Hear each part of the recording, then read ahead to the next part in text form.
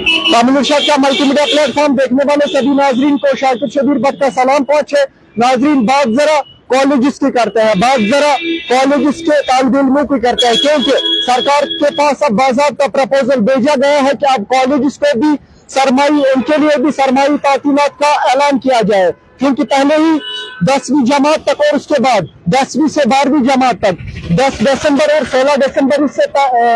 दिसंबर से पहले ही ऐलान किया जा चुका है कि सरमाई तातीलात होंगी। उसके बाद अब प्रपोजल भेजा गया है जिसमें बताया गया है कि कॉलेज के लिए भी अब सरमाई तातीलात का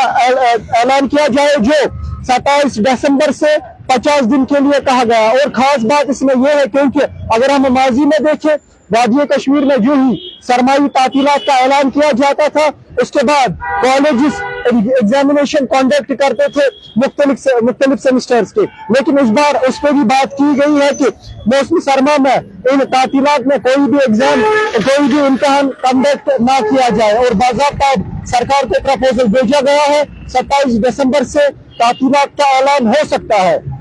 और 50 दिन तक वो तातीलात रहेगी, क्योंकि वादी कश्मीर में ये पिछले साल से चल रहा है कि मौसमी सरमा में वादी कश्मीर के स्कूल्स में, वादी कश्मीर के कॉलेजेस में और यूनिवर्सिटीज में वो ये बंद रहते थे, विंटर वेकेशन दी जाती है, क्योंकि वादी कश्मीर में सर्दी बहुत ही ज्यादा महसूस की जाती है। और अगर अभी की बात करें, अभी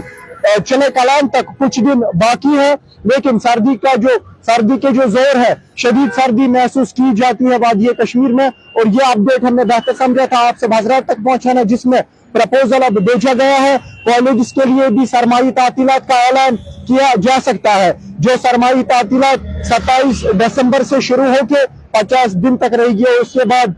2025 के दूसरे महीने में वापस क्लास वर्क स्टार्ट होगा। ये अपडेट हमने बेहतर समझा था आपसे हज़रात तक पहुंचाना, इसके बगैर भी रिपोर्ट आप तक पहुंचाने की भरपूर कोशिश करेंगे। फिलहाल मुझे और मेरे कैमरा पर्सन आर के मुगल को दीजिए इजाजत और आप देखते रहिए तामिल इरशाद।